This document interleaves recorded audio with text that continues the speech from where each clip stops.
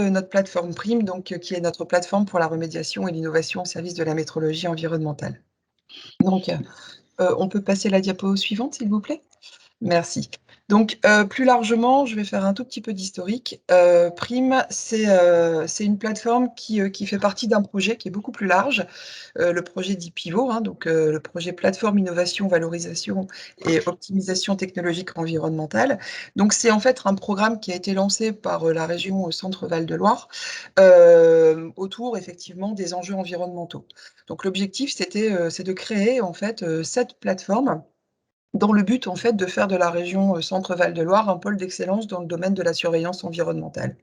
Et donc du coup, par ce biais-là, d'offrir aux scientifiques et aux entrepreneurs, finalement, des moyens d'expérimentation et des mesures de test pour mener à bien leurs projets et donc de créer une proximité, effectivement, entre, le monde de la science et finalement les dispositions un peu, concrètes, des projets. Alors ce projet pivot, il a rassemblé, divers acteurs, publics et privés, hein, dont BRGM, le CNRS, l'INRAE, l'Université d'Orléans, mais aussi des acteurs privés, donc Antea Group, le Pôle Dream, enfin et le Studium. Tout ce projet a été porté, par la région Centre-Val de Loire avec des fonds, européens et donc du coup le soutien de l'État. Diapo suivante, s'il vous plaît. Donc je l'ai dit tout à l'heure, cette plateforme qui, donc avec des objectifs, très ciblés, toutes, implantées sur la région Centre-Val de Loire et on s'aperçoit effectivement qu'elles ont pour vocation de rassembler les grandes thématiques, que ce soit l'air, l'eau, tout ce qui est, les liens avec, l'agronomie, tout ce qui est du coup, le lien avec, les essais en tant que tels et puis, ben, du coup, le monitoring et la définition des instruments. Donc je vous ai remis, le lien internet pour aller, voilà, vous renseigner si vous êtes intéressé par les autres plateformes. L'idée étant qu'à terme, hein, une fois que ce dispositif, sera en rodage, ben, effectivement que les plateformes puissent être mises à disposition et voire être, comment dire? Se compléter les unes et les autres dans des projets divers. Donc pour résumer un tout petit peu et pour vous donner une vision d'ensemble sur ce qu'est Prime, on va vous passer la petite vidéo, si on peut la déclencher et je vous retrouve, juste après.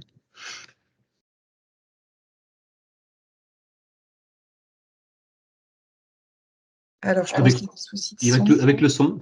Lorraine, on n'a pas le son.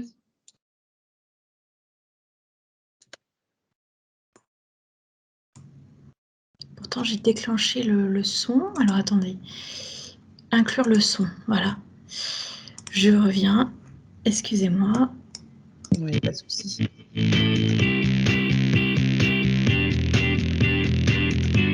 En France, plus de 7200 sites sont pollués par des métaux lourds, plomb, cuivre, chrome, des hydrocarbures ou des composés organochlorés tels que les pesticides ou les solvants. La gestion de ces sites et sols pollués représente un enjeu important sur le plan environnemental, mais également sur le plan sanitaire et économique. Les plateformes Prime, qui s'inscrivent dans le programme Pivot, ont pour objectif d'identifier et de mesurer les pollutions des sols et eaux souterraines, de prédire leur impact potentiel sur notre environnement et d'offrir des solutions pour décontaminer. La spécificité de Prime est de pouvoir travailler sur différentes échelles, ce qui permet d'avoir une approche globale, de rapprocher le laboratoire du terrain et de coupler les expérimentations à la modélisation. Les colonnes submétriques de 20 cm à 1 mètre sont utilisées pour étudier finement au laboratoire les transformations physiques, biologiques et chimiques des polluants. Les informations recueillies à cette échelle sont très utiles pour interpréter les observations plus complexes effectuées sur les dispositifs plus volumineux. Les colonnes métriques simulent à échelle réduite et contrôlée l'environnement pollué de la surface du sol jusqu'à la nappe souterraine. Elles permettent notamment de caractériser les échanges entre différents environnements, comme par exemple le système racinaire et la nappe d'eau souterraine en profondeur. Dans les pilotes labiaux, il est possible d'étudier la migration et l'évolution des polluants du sol vers l'eau souterraine en fonction des conditions de surface. Le pilote métrique TriNaP permet quant à lui d'étudier les interactions entre différents niveaux de la nappe souterraine. Dans ce pilote, l'eau peut circuler de la surface vers le fond, mais peut également s'élever afin de simuler une remontée de nappe. Ce dispositif innovant représente un outil unique pour acquérir des données sur des phénomènes difficilement étudiables dans la réalité. Ces différents pilotes sont équipés de capteurs permettant de mesurer les flux de polluants qui ont été fixés, transformés ou lessivés. Ce sont aussi des lieux propices au développement de nouvelles technologies de mesure. Le pilote plurimétrique a été conçu pour reproduire, en conditions contrôlées, un site ou un sol pollué à une échelle représentative de la réalité. Il s'agit donc d'un dispositif idéal pour la mise au point d'outils de diagnostic et de procédés de dépollution. Cet outil permet également de valider des modélisations numériques de sites. Ce pilote est une cuve expérimentale de grande taille, d'un volume d'environ 150 mètres cubes, dotée d'une double paroi pour réguler la température de la cuve. Le capot qui surmonte la cuve permet des expérimentations avec des végétaux et sert également à contrôler les flux potentiels de polluants volatiles. Les parois de la cuve sont équipées de trous offrant la possibilité d'installer des capteurs ou plus largement d'avoir accès à différentes profondeurs à l'intérieur de la cuve le long du pilote.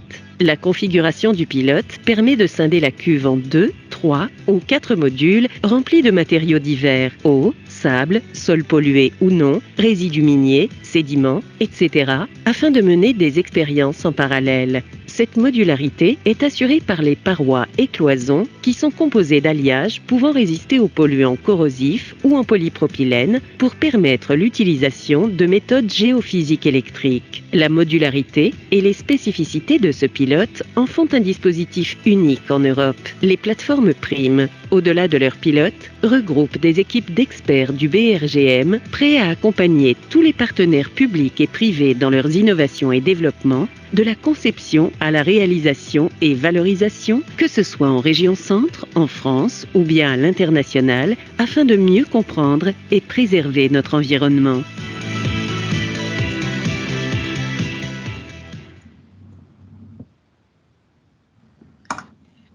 Merci. Donc on vient de le voir, hein, ce film qui rassemble un peu les objectifs et les enjeux et les perspectives de Prime. Donc les objectifs de cette installation, c'est effectivement identifier et quantifier les pollutions du sol, du sous-sol ou des eaux, et des eaux souterraines, de prédire leur impact sur l'environnement et d'offrir des solutions. Donc on l'a dit, c'est quelque chose qui est très axé autour du monitoring et de la remédiation. Donc la force de Prime, c'est effectivement de pouvoir mettre à disposition des échelles différenciées, donc en démarrant de l'échelle la plus basse, qui est l'échelle du laboratoire, où effectivement on peut réaliser en conditions température des tests avec ajout de composés chimiques pour optimiser justement la récupération des polluants. L'idée, c'est bien en laboratoire d'imaginer des choses, de tester des process, et puis après de les passer dans d'autres échelles.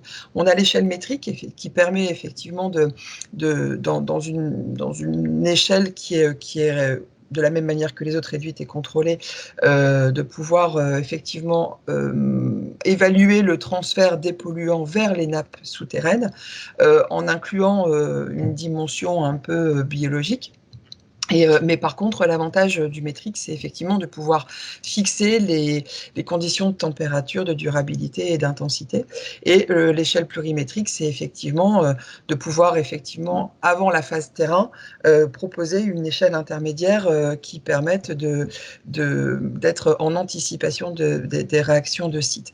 Donc, Prime, on sent bien qu'on peut effectivement imaginer des projets collaboratifs de recherche, soit en conception, soit en réalisation, soit en valorisation, en intégrant une, deux, trois échelles, mais aussi ça peut répondre à des prestations de services, et ça donne la possibilité de développer des méthodes d'équipement, puisque c'est un des objectifs de Prime.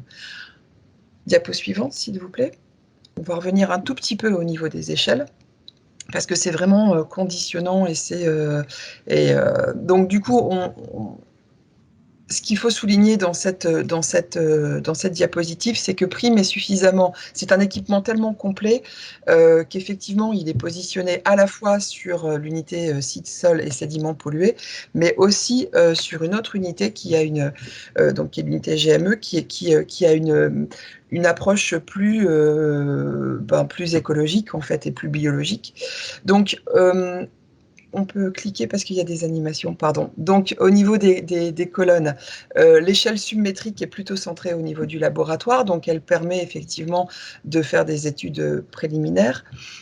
On peut dérouler au fur et à mesure que je parle. Donc, il y a le lésimètre qui permet le prélèvement de carottes de sol sur site, en fait. L'origami. Donc, c'est en fait la possibilité de visualiser dans des colonnes plexiglas le milieu poreux. Et les bacs 2D qui permettent de créer une échelle visuelle et analytique, du coup, sur l'épannage de pollution.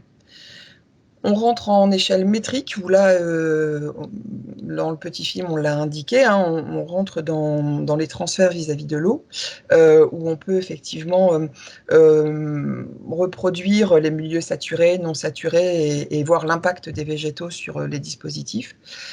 Ça peut être complété par le process TRINAP, qui du coup, lui, de la même manière, permet effectivement ces échanges et ces transferts, mais un des éléments et une de ses forces, c'est de pouvoir reconstituer et modéliser les remontées de nappe et les battements de nappe.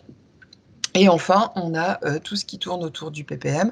Et donc, du coup, dont on va discuter après, mais vraiment, la force de Prime, s'il y avait quelque chose à retenir, c'est bien sa faculté à pouvoir donner une visualisation d'échelle complète. Diapo suivante. Donc, si on se focalise sur le ppm, le ppm, merci. Le ppm, c'est en fait, on l'a dit dans le film, c'est une grande cuve qui a été conçue pour pouvoir être de grande dimension et venir répondre à une demande qui n'était pas existante. Donc, elle fait 10 mètres de long sur un petit peu plus de 3 mètres de large et 4 mètres de haut. Et sa force, c'est bien de reconstituer et de pouvoir reconstituer une modélisation, ou en tout cas vérifier les modélisations et puis créer des simulations de transport. Elle permet aussi de pouvoir varier sur tout un tas de paramètres, et notamment la température, alors avec ou non de sa modularité, puisqu'on l'a dit dans le petit film aussi, une de ses particularités, c'est bien de pouvoir offrir 4 modules indépendants qui puissent bénéficier effectivement de conditions propres à leur projet, et donc du coup de pouvoir adapter le monitoring du coup dans les modules disponibles. Du coup, il y a 2 axes qui sont vraiment très complémentaires sur Prime. C'est à la fois le monde des sites et sols pollués, c'est depuis la phase laboratoire jusqu'à la phase opérationnalité, entre guillemets, de pouvoir travailler sur les dépollutions, la migration des polluants, leur caractérisation, et puis du coup essayer d'aller innover en technique de dépollution, mais c'est aussi créer et adapter des monitorings qui peuvent être utiles lors de ces phases, puisque du coup, on l'a dit tout à l'heure, le pourtour de prime est doté d'entrées permettant effectivement en parallèle des projets de dépollution, à la fois de monitorer ce projet-là en particulier, mais ça peut être aussi l'occasion de tester tout un tas de capteurs en développement. Donc, je passe sur le déroulement de l'opération financière et autres. Mais effectivement, ça a été un projet de longue haleine, puisqu'il a démarré en 2016 et il nous a été livré et inauguré en 2020. Donc, c'est un projet tout récent. Là, on est en cours, effectivement, de mise en opérationnalité. Sur 2 projets importants. Donc, un projet en R&D avec une entreprise qui, du coup, sans trahir de secret, nous fera travailler sur les mécanismes de pollution et dépollution aux hydrocarbures. Et puis, on va travailler sur le Green Deal Promises que le BRGM a gagné et qui nous fera travailler autour de la problématique des PFAS. Donc du coup, ces additifs qui peuvent être présents dans notre vie quotidienne et qui sont un vrai problème pour le monde de l'environnement. Diapo suivante. Juste pour vous permettre de visualiser ce qu'est Prime aujourd'hui. Alors, je vous ai mis quelques petites photos de mise de création, en fin de compte, où on le voit arriver sur la grue. La photo du haut montre qu'effectivement, ça montre sa mise en installation, en fait, et la photo centrale montre sa configuration aujourd'hui. Donc, quelques mots sur les parois qui sont au pied. Effectivement, c'est des parois modulaires qui permettent, donc qui sont adaptées et qui ont été conçues pour pouvoir utiliser toute une gamme de polluants et résister à ces polluants. Et on voit sur la photo de droite qu'effectivement, Prime, c'est pas seulement Prime, c'est aussi tout un dispositif en parallèle des installations connexes pour pouvoir permettre son fonctionnement.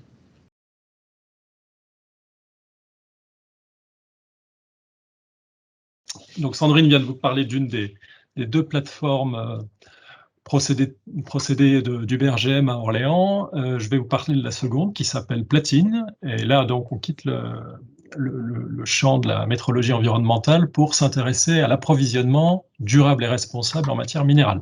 Et c'est à ça que sert Platine. Donc, comme on vous l'a dit, effectivement, ces 2 plateformes sont localisées au niveau du centre scientifique et technique à Orléans, donc à 1 heure au sud de Paris. Alors, quelques éléments de contexte. Donc, les enjeux économiques et sociétaux qui sont associés à cette plateforme Platine sont repris ici. Donc, vous le savez aussi bien que moi. Donc, c'est une demande en matières premières globale qui augmente, liée à l'augmentation de la population en général sur cette planète et à l'augmentation du niveau de vie. On cherche à découpler au maximum les questions de croissance économique et d'utilisation des ressources, quelles qu'elles soient. Alors là, on s'intéresse vraiment avec Platine aux ressources minérales, celles qui viennent du sous-sol et celles qu'on peut récupérer dans nos déchets. Et puis la mise en place d'une économie qui soit donc plus circulaire, un peu moins linéaire, où on va réutiliser au maximum les ressources des déchets, mais aussi, parce qu'on ne peut pas s'en passer, le maintien d'une activité extractive responsable et durable. Donc, toutes ces questions d'approvisionnement, ce sont des thèmes majeurs pour la transition énergétique et numérique et la mobilité électrique. En France, elles sont reprises dans les feuilles de route économie circulaire, dans les rapports du Conseil économique et social, rapport de l'Académie des sciences, etc. Et on a vu sortir ces 10 dernières années un ensemble de plans d'action stratégiques, dont celle qui est publiée par l'Europe, avec des questions qui tiennent aussi à l'acceptabilité de l'activité extractive en France, en Europe, et des questions de mines ailleurs et d'impacts environnementaux associés à cette mine ailleurs dont on utilise finalement les fruits. L'opportunité pour le BRGM, c'est de valoriser ses compétences sur le cycle, globalement sur le cycle de vie des métaux et des matériaux dans ce qu'on appelle la technosphère, là où ces matières minérales sont utilisées, Et puis, plus précisément pour l'équipe déchets matières premières que je représente ce matin, d'assurer un continuum entre nos ministères de tutelle, c'est-à-dire nos actions, nos activités d'appui aux politiques publiques, les actions de R&D, puisque ça constitue le cœur de nos activités, et la valorisation de ce qu'on développe en termes de R&D vers le transfert dans le tissu industriel, en France et à l'international. Alors, comme pour prime, je vais lancer une petite vidéo. J'espère que vous avez le son. Si ce n'est pas le cas, n'hésitez pas à me le dire. Non, c'est très bien.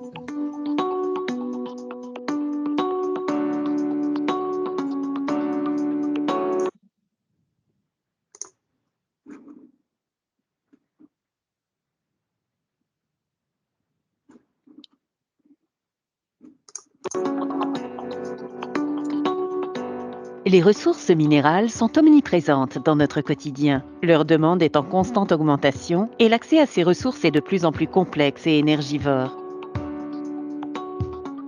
Platine, c'est une plateforme expérimentale de R&D qui est destinée au développement et à l'optimisation des procédés de traitement des matières minérales et de recyclage des déchets. Elle constitue un dispositif unique en Europe. Platine abrite environ 200 équipements de traitement de la matière qui permettent d'enchaîner les opérations unitaires et une montée en échelle de ces opérations du gramme à la tonne.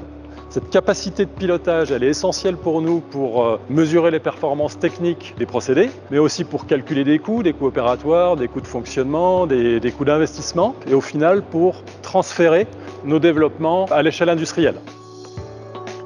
En arrivant à la halle, le déchet ou le minerai subit plusieurs étapes pour être transformé. Pour travailler sur un lot de déchets ou un minerai, il faut savoir en prélever une petite partie représentative, c'est l'échantillonnage. Cela permet de produire de petits lots destinés à l'analyse et la caractérisation minérale. Donc la première étape, elle consiste à broyer le matériau pour libérer les éléments de valeur, par exemple les métaux dans les déchets électroniques, l'or dans le minerai.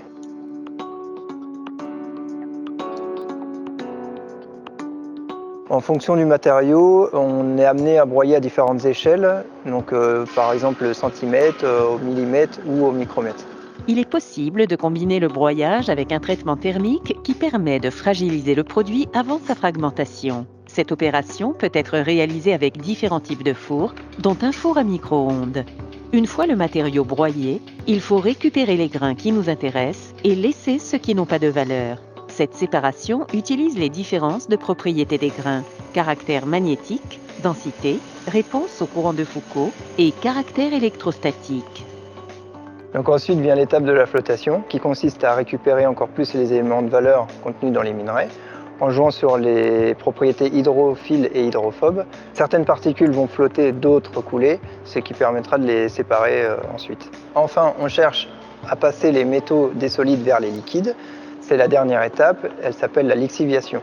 On utilise des solutions acides ou basiques. Le BRGM a développé une technique innovante qui utilise les bactéries qu'on peut trouver dans la nature pour accélérer la réaction chimique. C'est ce que l'on appelle la biolixiviation.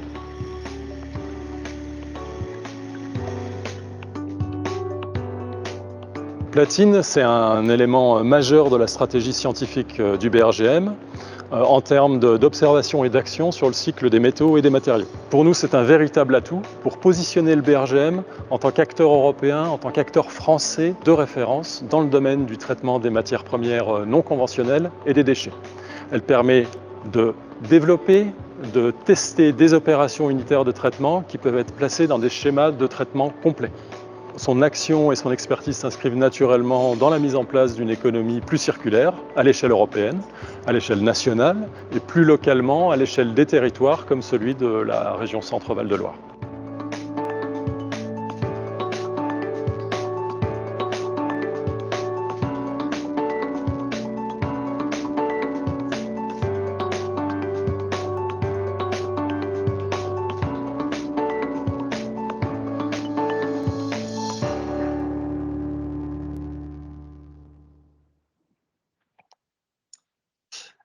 Alors, Vous l'avez vu, donc le cœur de l'activité de cette équipe et de l'utilisation de cette plateforme, c'est de contribuer à la mise au point de procédés propres qui permettent de valoriser les ressources minérales primaires et secondaires. Hein. On travaille beaucoup pour la partie sur les déchets également. Hein.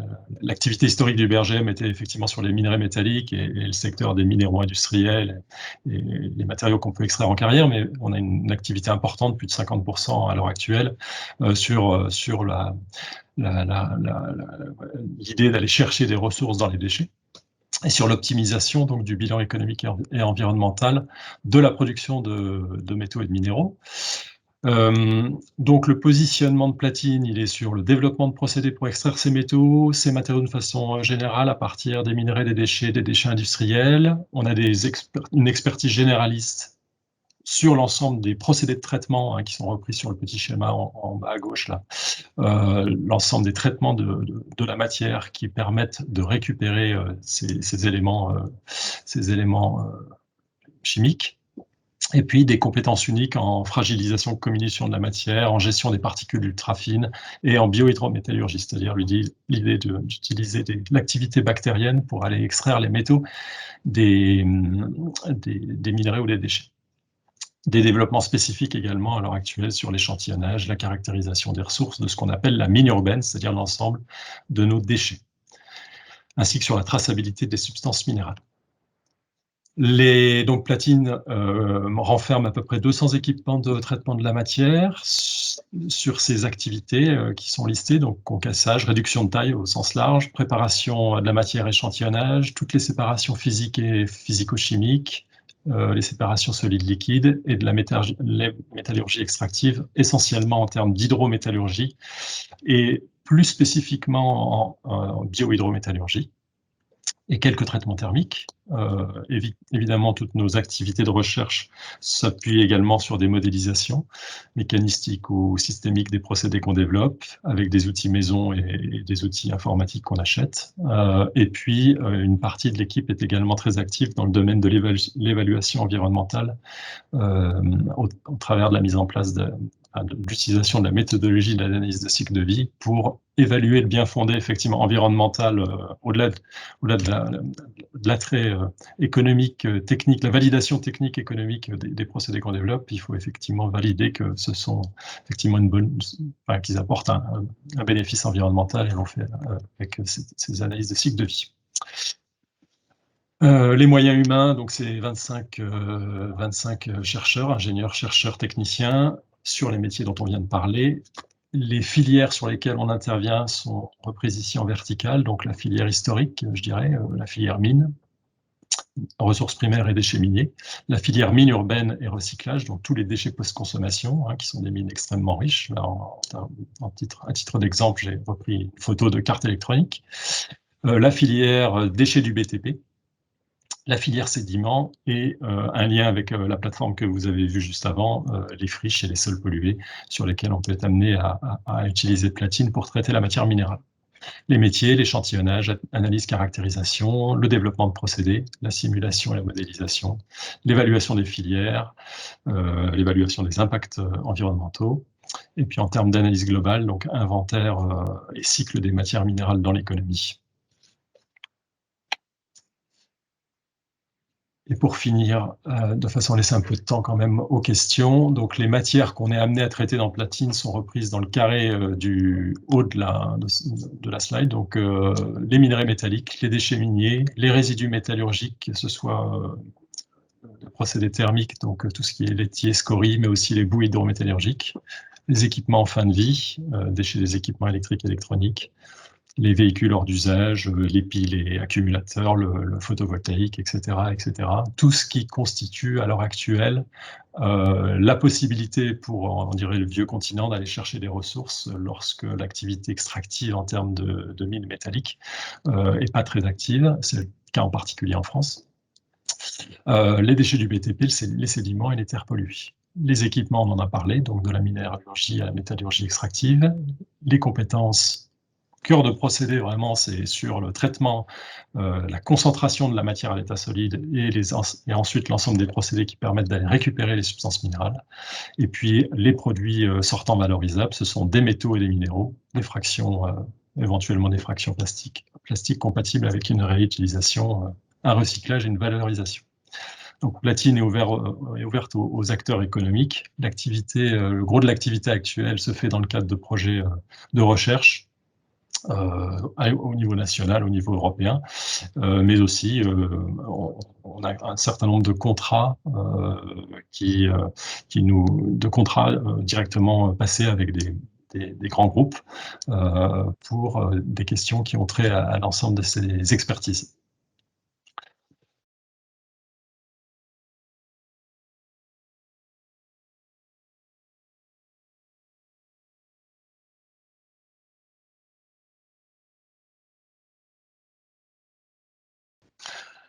Vaste question, les opportunités et les limites du recyclage, c'est très dépendant des métaux, on va dire que sur le fer, l'aluminium et le cuivre, les taux de recyclage sont bons et la part est importante. Sur tout ce qui concerne la transition énergétique, l'électromobilité, c'est-à-dire tout ce qu'on va consommer dans les années à venir pour produire de l'énergie, entre guillemets, plus propre, on en est au balbutiement et les parts de recyclage sont proches de zéro. Et l'approvisionnement se fait essentiellement à partir de matières minérales qu'on va chercher en Asie.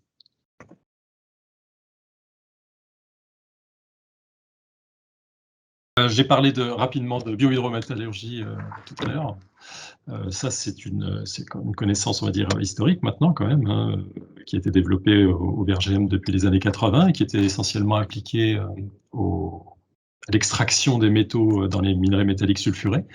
À l'heure actuelle, on essaie de transférer cette connaissance et ces techniques de procédés au domaine du recyclage. Et en fait, on fait se rencontrer des bactéries et des cartes électroniques, c'est-à-dire des êtres vivants qui, normalement, n'ont jamais eu l'occasion de voir une carte électronique de leur vie. Et on développe beaucoup ces questions de bioprocédés, d'hydrométallurgie extractive utilisant l'activité catalytique bactérienne pour récupérer les métaux contenus dans ces objets en fin de vie, et en particulier dans les cartes électroniques.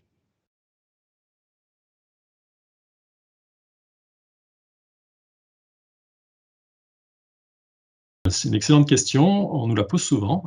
Alors effectivement, les processus sont quand même relativement similaires, les techniques qu'on peut être amené à utiliser le sont aussi. Par contre, on est de fait amené à devoir repenser les techniques et les procédures pour effectivement les adapter à ces nouveaux objets, à ces matrices complexes qui sont en général des millefeuilles de phase minérale, phase organique, phase céramique, du verre, qui sont intimement liées.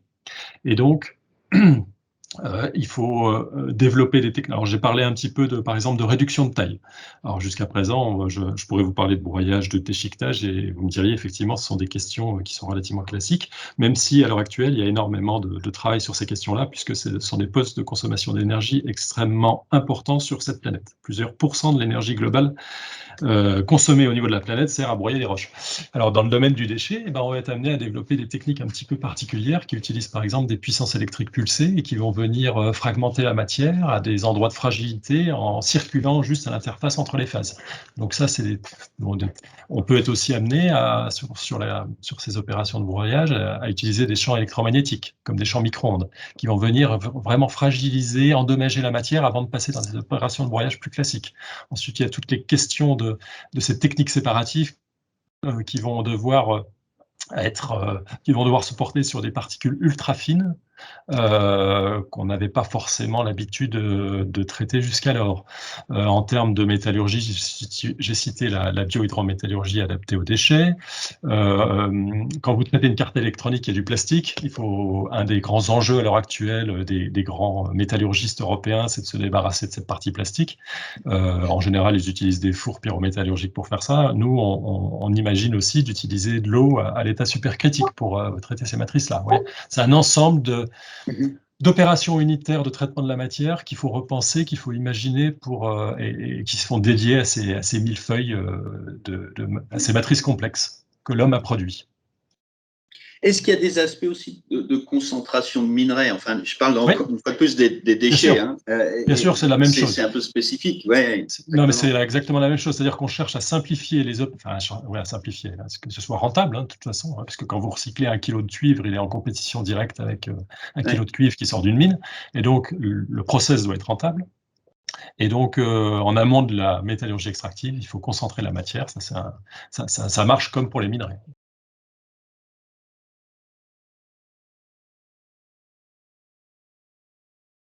On fait ça quotidiennement, c'est-à-dire qu'on se rencontre dans l'ensemble quasiment dans l'ensemble des projets collaboratifs financés sur des fonds européens qu'on réalise. On a toujours des collègues du BGS, de nos collègues allemands, d'Estonie, voilà. On a un certain...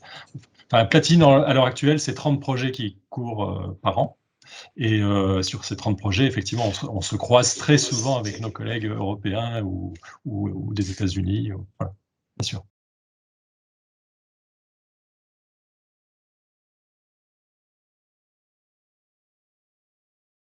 Et pour ce qui concerne le BRGM, on ne regarde ces questions d'approvisionnement terres rares que dans 2 objets, les déchets miniers, donc des minerais qu'on a exploités pour des métaux de base et dans lesquels il resterait des terres rares, qu'on n'est pas allé chercher il y a 30 ans parce que l'économie n'en avait pas besoin, ou alors aller les chercher dans nos déchets, dans les aimants permanents de disques durs, dans les moteurs, dans les stators d'éoliennes, etc., enfin offshore, etc. Ça, on regarde beaucoup ces choses-là à l'heure actuelle. Ouais. Ok, merci.